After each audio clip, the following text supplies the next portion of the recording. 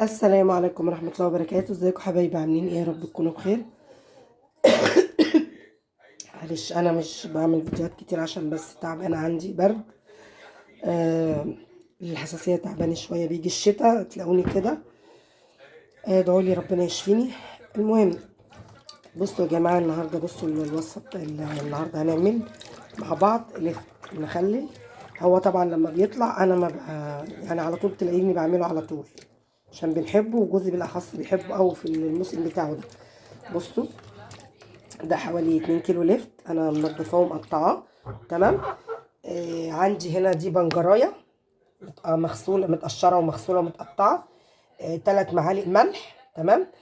على الشاف، على البرطمان، على ما يعني على الميه بقى قبل ما نحط على المتكفي. ده برطمان بياخد 3 كيلو، بس هو مش هيتملي قوي، بس مش مشكله، هو ده ايه المتوفر عندي دلوقتي. تمام. 3 معالق ملح زي ما قلت لكم.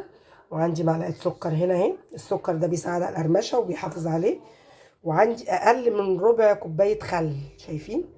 مش عايزين خل كتير. تمام.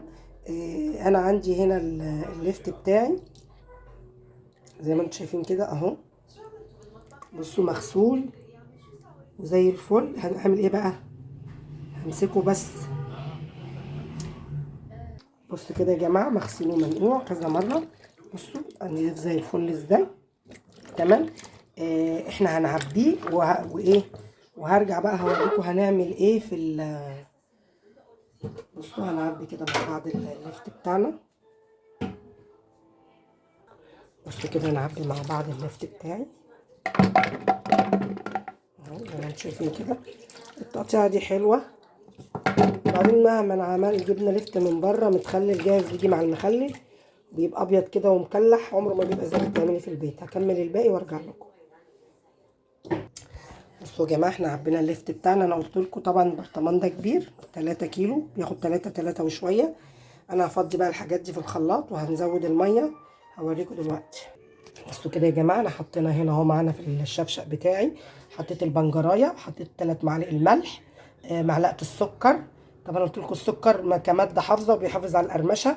ولما نيجي نطلع لفت او اي مخلل بمعلقه او مغرفه، مش هقول لكم تاني. عندي بقى هنا اقل من ربع كوبايه الخل، هنزل برده بيها، مش هنكتر عن كده. تمام. وهنضرب بقى الكلام ده كله. انا حاطه هنا 3 مجات ميه من المج الكبير ده. تمام. الميه هنا مش بالمعيار، يعني لحد لما اللفت يتغطى. لا، انا هضرب دول، ولو حسيت ان هو عايز ميه هحط شويه، هدي شويه ميه تاني. بصوا يا جماعه، شايفين الجمال؟ شايفين اللون والجمال؟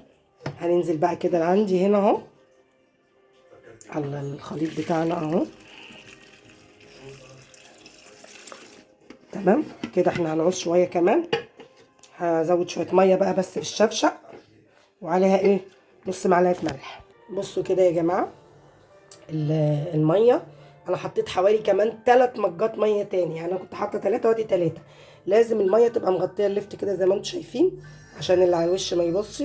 تمام. انا بقى هغطيه بقى واسيبه. طبعا كل مره بنزود معاه ايه، معلقه ملح او معلقه الا ربع ملح. تمام. كده ده اللفت بتاعنا اهو. بصوا الجمال وكده الحلاوه. للناس اللي دايما تقول لك اللفت بيبقى فيه وفيه محمر وفيه لا، وساعات يطلع مكلح.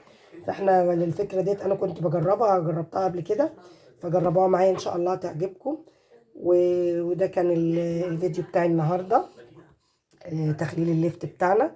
يا رب يعجبكم. ما تنسوش تحطوا اللايك وتفعلوا الجرس عشان يوصلكم كل جديد. اهم حاجه تقشريه وتنضفيه كويس، تقشريه قبل ما تغسليه، وبعد كده تغسليه وتقطعيه وتنقعيه. تشطفي مره واثنين وثلاثه وتنقعيه وتنشليه من الميه وتدلقي الميه، هتلاقي طين ورواسب بلاوي نازله في الطبق. تمام. ده كان الفيديو بتاعي النهارده، يا رب يعجبكم. ما تنسوش تحطوا اللايك وتشتركوا في القناه عشان يوصلكم كل جديد. والسلام عليكم ورحمه الله وبركاته.